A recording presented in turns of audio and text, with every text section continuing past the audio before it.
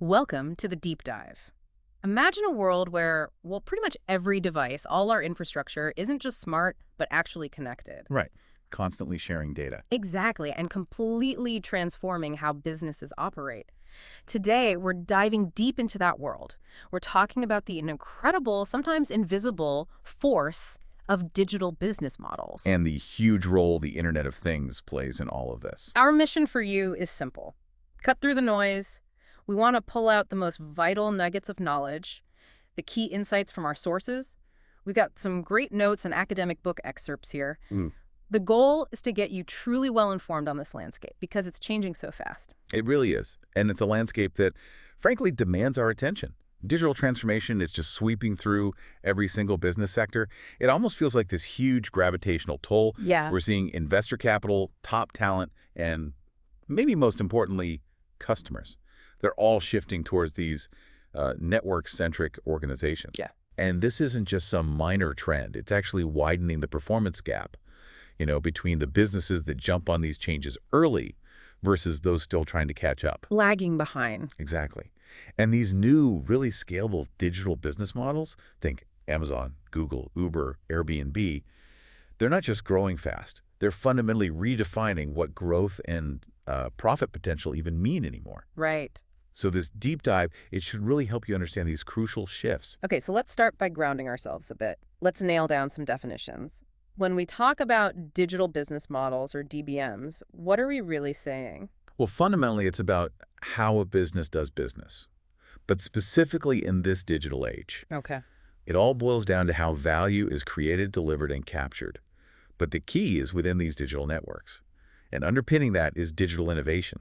Digital innovation, meaning? Reading the creation of and, the resulting changes in market offerings or business processes or even entire business models that happen because we're using these digital technologies. Got it. So it's the tech enabling the change. Precisely. And this digital business model innovation, Mhm. DBMI, it's not just a buzzword. It's really seen as a key growth engine across the board Mhm. for vertical industries like automotive, sure, but also horizontal ones like logistics. And what's fueling all this innovation? You mentioned data earlier. Ah, yes. Yeah. Big data, a massive part of it. We hear that term constantly, big data. But what really defines it here, is it just more information? Not just more, no. Yeah. I mean, the sheer volume is huge, obviously. And the velocity, how fast it's all coming in, plus the variety, all the different types of data, those are definitely defining characteristics. Right. But our sources really highlight a crucial fourth V, one that sometimes gets overlooked: veracity. Veracity, reliability. Exactly. Reliability, trustworthiness of the data. And this is where the real power, or maybe the peril, lies. Because it doesn't matter how much data you gather if it's not reliable, right? It makes sense. Garbage in, garbage out. On a massive scale. Imagine making huge business decisions based on faulty sensor readings, or worse, manipulated data. That's the risk if you ignore veracity. Companies leverage this reliable data for what we call user-centric, knowledge-driven product development. Which lets them do what? Well, much more effective customer targeting, for one. Better pricing decisions, vastly optimized production, logistics, the whole chain. So it's the quality and speed as much as the quantity. And you mentioned this isn't just tech. Our sources talk about something bigger, a second economy. Yes, that's a fascinating concept from the readings. Digitalization is kind of quietly weaving this second economy. It's vast, it's automatic, largely invisible. Wow. And the argument is it might be the greatest societal upheaval since the Industrial Revolution itself. It's not just about having more data, it's a fundamentally different way things operate. And the Internet of Things, IoT, is central to this. Absolutely. IoT is a major catalyst for this second economy. When we talk IoT, we mean this global infrastructure, right? Yeah. Linking physical and virtual objects. And it does this by leveraging data capture and communication. So connecting everything. Pretty much. Yeah. But it's crucial to see it's more than just a bunch of separate technologies. It's the whole ecosystem where IoT exists. The financial projections alone were staggering. How staggering. Well, for the period 2010-2020, IoT was projected to generate something like $14 trillion in revenue. 14 trillion, that's astronomical. What's driving that kind of value? How do businesses even fit into this? Are there different types of these digital models? Yeah, they generally fall into three main categories based on how they create value for you, the customer. Think about, say, your last online purchase. Was it mostly about getting the absolute best price? Sometimes, yeah, finding the cheapest deal. Okay, that's cost value. Those models focus on price transparency, maybe consumption-based pricing, pay for what you use, or aggregating buyers to get bulk discounts, really driving down costs. Okay, what else? Or maybe it wasn't the price, but the whole experience. Seamless, personalized, easy from browsing right through to delivery. Ah, yeah, that smooth process. That's experience value. It's all about enhancing your journey through personalization, automation, and just the sheer convenience of accessing it on any device, anytime. Makes sense. And the third? The third is platform value. So if that purchase happened on a big marketplace, maybe you checked crowdsourced reviews and your activity fed data back into their system, that's platform value. Like Amazon or eBay. Exactly. These models are built around creating marketplaces, leveraging crowdsourcing, enabling the sharing economy, think Uber or Airbnb, and critically, monetizing that huge flow of data. So cost, experience, platform, different ways to create value using digital tools. Precisely. They all aim to deliver value, just through different digital lenses. It's fascinating seeing these play out, but none of it happens without the tech underneath, right? What does that IoT technology stack actually look like? What makes it tick? Right. So at its core, the IoT stack has several key parts. You've got the actual device hardware first. The things in the Internet of Things. Exactly. Sensors, actuators that interact with the physical world, a processor to handle the data locally, a transceiver to send and receive information, and of course a power supply. Okay. Hardware. Then there's the embedded software running on those devices. Next layer up is communication and connectivity. This covers a whole range. Wired. Wireless. Both. You've got short-range stuff, good for devices in the same room, like Bluetooth Low Energy, BLE, or Zigbee.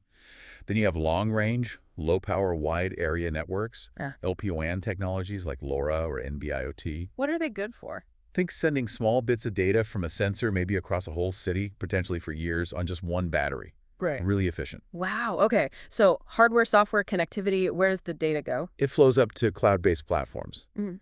And layered across all of this, naturally, are various security tools. Got it. So we've got the pieces, but what makes it all work together? You mentioned platforms. Are they the key orchestrators here? That's a great way to put it. IoT platforms are absolutely critical. They act like the central nervous system for the whole stack. How so? Well, they facilitate and orchestrate the key interactions between all those layers. They abstract common functionalities, which basically means they handle a lot of the complicated background stuff automatically. Making it easier for businesses. Massively. They provide tools for things like enabling applications, managing data, managing connectivity, managing the devices themselves, and running data analytics. This significantly lowers the barrier to entry for businesses wanting to implement IoT solutions. Ah, so you don't need a huge internal tech team necessarily. Not to the same extent, no. It makes it much more accessible, even for smaller players. That's powerful, but does that create dependencies, relying on these big platforms? That's a really valid point. Vendor lock-in is definitely something companies need to think about carefully. Choose your partners wisely. But for many, the speed and reduced complexity these platforms offer, it often outweighs those risks, letting them innovate much faster. And we're seeing the impact everywhere already. Real-world applications are popping up constantly. Like what? Give us some examples. Okay, take Industry 4.0, manufacturing.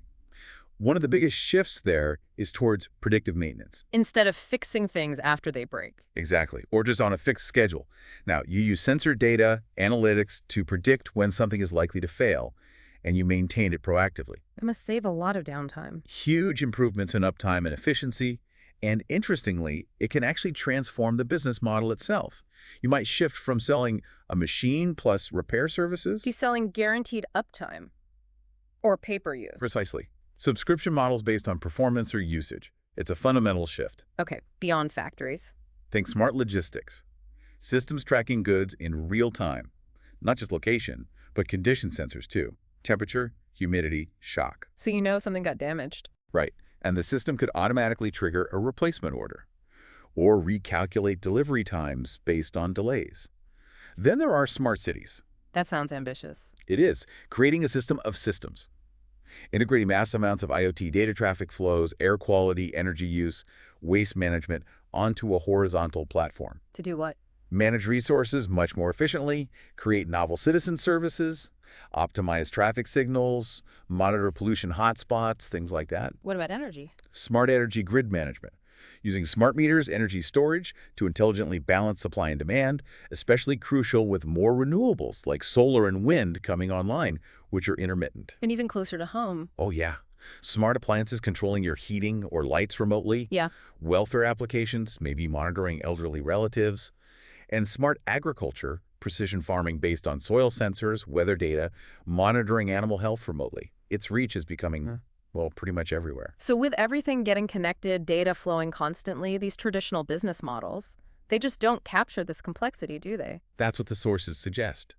Traditional tools are often described as relatively weak when it comes to mapping out the unique features of IoT and these new digital business models. Which raises the question, what do we need? What are the essential ingredients for frameworks that can actually handle this digital and IoT world effectively? Well, our sources point to 6 key characteristics that these newer frameworks really need to have. First, they have to assist the Tobias transition. Meaning? It's not enough to just map where your business is now. The framework needs to help you envision and actually guide that leap, which is often pretty disruptive, to a completely new model. Okay, so guiding the change, what's second? Second, the framework has to allow for mapping the IoT architecture. You need to connect the dots between the tech stack, things like interoperability between devices, or the costs of switching vendors and how those impact the business model itself. Seeing the tech business link. Makes sense. Third, There's a big shift needed towards an ecosystem or collaboration approach, moving away from just focusing on your business. for the whole network. Exactly, a network-centric view. The idea is that for the ecosystem to be stable and provide a competitive advantage, all the participants, partners, suppliers, maybe even customers, need to feel like they're getting value, that they're in surplus. So everyone wins or the system breaks down. Pretty much. If only one player benefits long-term, the ecosystem likely won't be sustainable. Fourth, the framework needs to map the value flow. Value flow. Like money. Yes, but broader. It needs the capability to track all the diverse ways value is generated from data. That includes new revenue streams, sure, but also costs, tangible assets like equipment, and importantly, intangible assets. Like brand or algorithms. Exactly. Brand reputation, proprietary algorithms, customer relationships built on data. All that needs to be visible in the model. Fifth is including digitalization patterns. Patterns, like templates. Kind of. Concrete, proven DBM patterns, things like add-on services, freemium models, pay-per-use, hidden revenue streams like from ads, subscriptions, white labeling products. These are like blueprints for digital business. So you don't have to reinvent the wheel every time. Right. And finally, sixth, these frameworks should embrace a think big, act small, lean elements philosophy. Okay, what does that mean? It means allowing for ambitious, grand visions for the future, but also making it easy to break those visions down into smaller, manageable steps or mini business models to enable agile development. You can experiment quickly, learn from failures in a controlled way. Concepts like fail forward or having a limited blast radius if an experiment doesn't pan out. So big vision, small steps, learn as you go. Exactly. Okay, so those are the 6 characteristics we need. How do the existing tools stack up? You mentioned traditional ones are weak here. Right. So when you look at existing tools, the traditional frameworks like the Business Model Canvas or the St. Gallen Business Model Navigator, they're generally seen as very usable, easy to pick up, but they don't score well on capturing these specific digital and IoT characteristics we just talked about. They weren't really designed for it. And the newer ones. Conversely, you have newer models designed specifically for digital or IoT, like the Value Design Model, the DNA Model, the BM Type for IoT Model, the IoT Business Model Framework. That was promising. They do address the digital needs better, but the challenge currently is they often lack maturity and that broader usability. They might be more complex or less tested in the real world. So what does this all mean? It means there's a pretty clear gap right now. The easy-to-use tools aren't quite fit for purpose, and the purpose-built tools aren't quite easy enough to use yet. It really highlights the need for more interdisciplinary research, bringing together tech, business, and, importantly, ethics. Ethics. Yeah. We'll definitely come back to that. But first, let's ground these concepts. Let's look at a specific industry going through this massive shift. The automotive industry. Oh, absolutely. A prime example. Yeah. The digital transformation is hitting the auto industry hard, reshaping its very core. How so? What's changing? We're seeing something called a deeper and extended smile curve emerge in how value is distributed across the industry. A smile curve. Yeah, traditionally, the highest value added was in the middle, the manufacturing itself.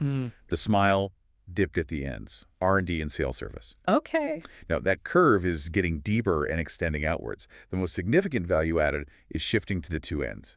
On one side, the R&D of really cutting-edge tech. Like autonomous driving, batteries. Exactly. That's the supply side.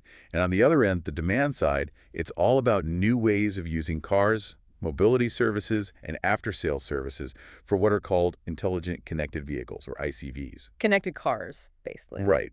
And the projected revenue from these new ends of the smile curve, it's huge.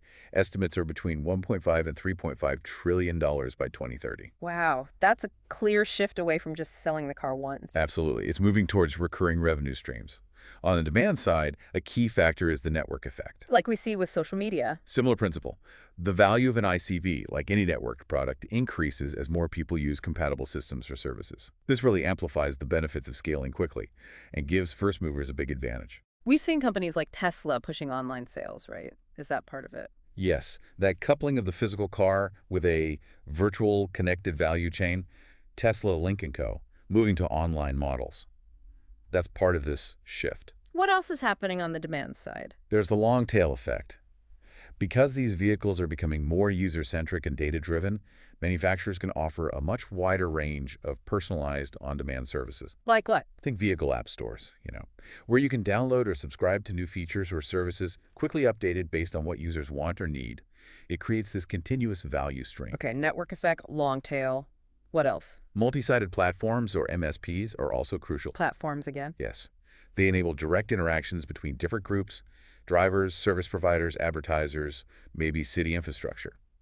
This generates recurring value from things like e-hailing, car sharing, in-car apps, software upgrades. Can you give an example? Sure. Care by Volvo is a good one. It shifts the focus from owning a Volvo car to subscribing to a platform of mobility services bundled together. Or NEVS partnering with Didi Chuxing in China to create platforms specifically for electric car sharing. So automakers become service providers. They're transforming it to system and service integrators, yeah. Mm. It's a massive change in role.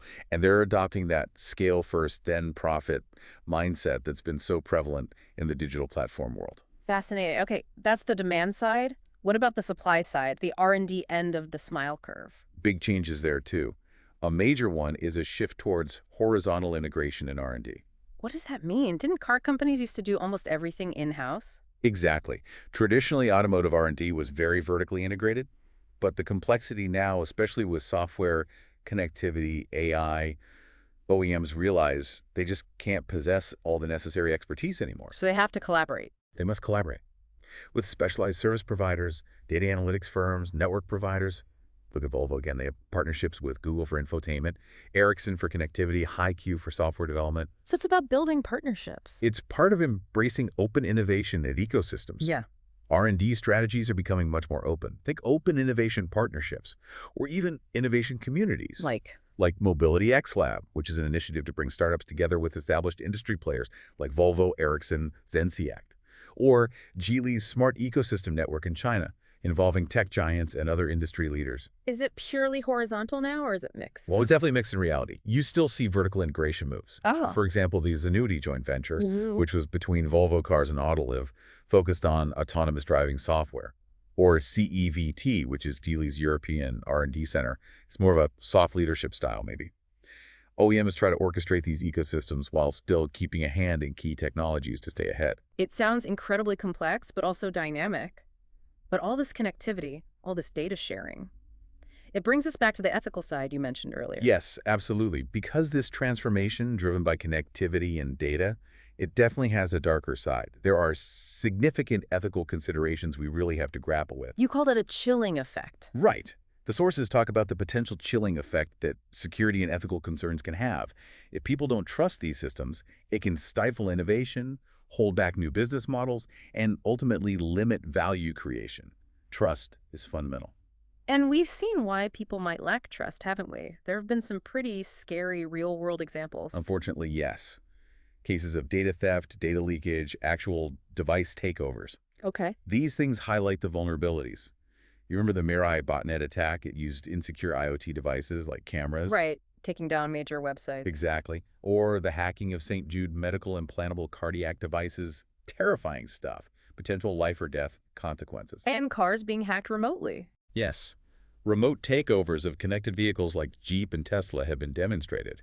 Even seemingly harmless things like cameras and devices. Remember the TrendNet case where home security camera feeds were easily accessed online? Raises huge privacy flags. Beyond outright hacks, what about subtler issues? Data use. Yeah, there are what the sources call creep scenarios. This is where data collected for one purpose gets shared or used for other unintended purposes. How does that happen? Often, users' expectations are violated because, let's be honest, who reads those incredibly long and complex terms of service agreements? Guilty. You just click agree. We all do. And that's the transparency paradox we touched on. Companies provide pages of text trying to be transparent, but it's so complex it actually hinders real understanding for the average user. So examples of this creep. Well, cases like the iRoomba vacuum, potentially collecting mapping data of users' homes, or concerns about smart speakers like Amazon Echo listening more than expected. And of course, the huge Cambridge Analytica Facebook data leak is a prime example of data being used in ways users didn't anticipate or consent to. And the fact that a few big companies control so much data, does that make it worse? It certainly can. That concentration of control by a few large players can potentially facilitate data manipulation or misuse, making these concerns even more pressing. Okay, so the risks are real. How do we navigate this? What are the key ethical areas we need to focus on? Well, ethics here isn't just about doing the right thing, though it is that too. It's also a crucial form of corporate social responsibility. How so? It protects organizations from things like intellectual property theft or even blackmail if their systems are compromised. And, critically, it protects individuals from privacy violations, discrimination, or even physical harm if critical devices are taken over. It's that classic dilemma, isn't it? Balancing individual rights, like privacy, against the supposed common good or business interests. It is. And our sources break down navigating this landscape into 5 key associated aspects. First is governance. Meaning rules and standards. Yeah, the need for shared standards, codes of conduct, especially in a globalized world, and ensuring compliance with different national regulations and cultural values, which is easy. Second is transparency. We talked about the paradox. Right. The ideal is providing clarity on how data is used, why, for how long.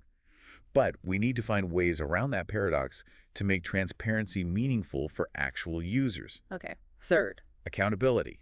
Companies need to be able to demonstrate how they meet ethical criteria, like ensuring their algorithms aren't discriminatory.